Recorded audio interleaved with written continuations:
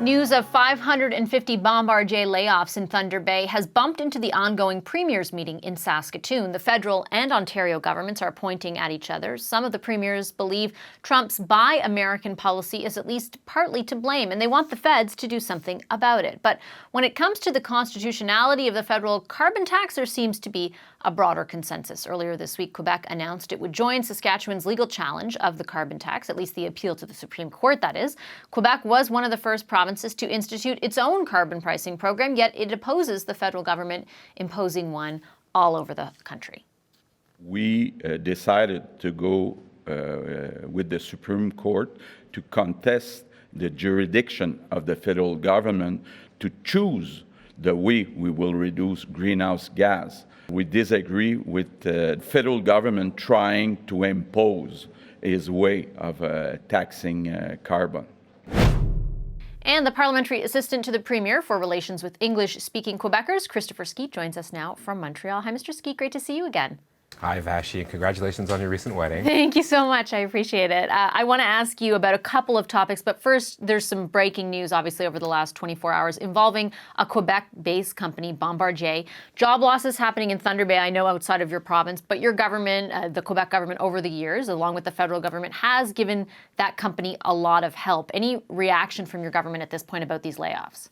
Yeah, it's fresh off the presses. You'll forgive me if I don't have any comment for now, but we'll be speaking shortly about that. I believe the Premier had a couple things to say during a scrum recently. I'll let him take the lead on that. Okay, let me move on to carbon tax and the court case that involves another premier that we were seeing speak with yours, Scott Moe, the Saskatchewan's premier.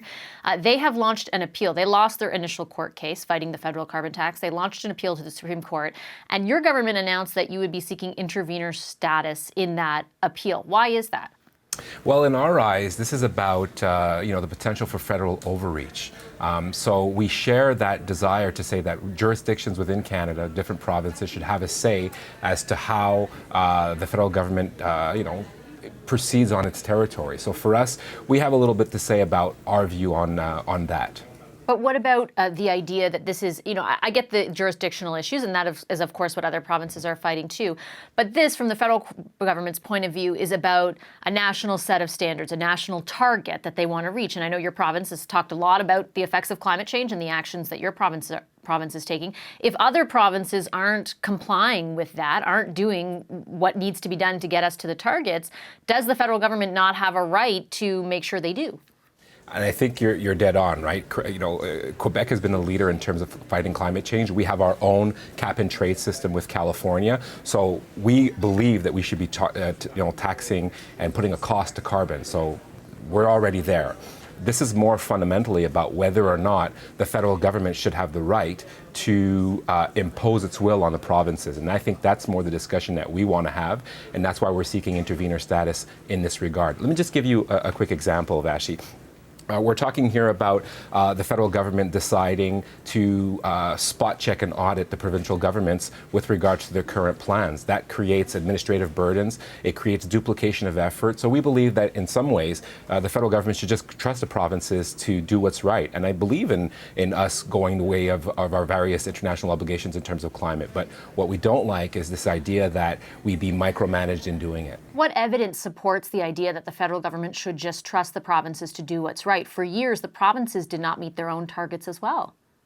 I believe that Quebec, in that regard, and I'm not going to speak about other provinces, but we've been a leader in this matter. And I think as a pioneer in cap and trade in North America, we think that we should be allowed to enact our own laws that get us to the target. But you haven't got to your targets. You're not on right now. You're still falling short, and many are. And to be honest, you're way ahead of other provinces, which are falling even more behind. So doesn't the federal government have a role there in ensuring that they actually do meet those targets? I take your point on the administrative burden, and I'm sure that's very valid. We know that other layers of government aren't always a good thing, but just, doesn't the federal government have a role to play in ensuring that Canada hits its targets?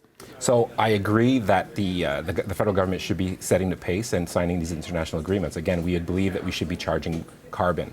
On the other end, I don't agree that we need to have wall-to-wall application of rules imposed on us from the central government. Let me give you another example. Just in C-69, C-69 would have the federal government tell us how to enact mining in our province, right? Quebec's been mining since the dawn of time.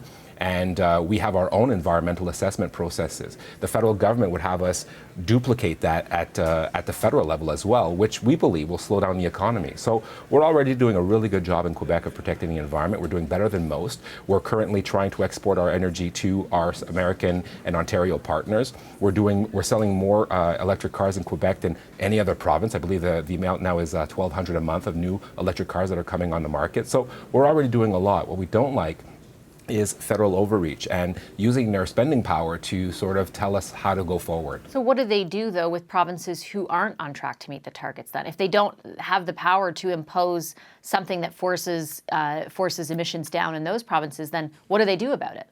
Well, I can understand that causes a problem for the federal government. However, I think the wider implication here is whether or not provinces have the right to enact their own legislation. So as to how the strategy would go for the federal government, I really don't think that's my place to say.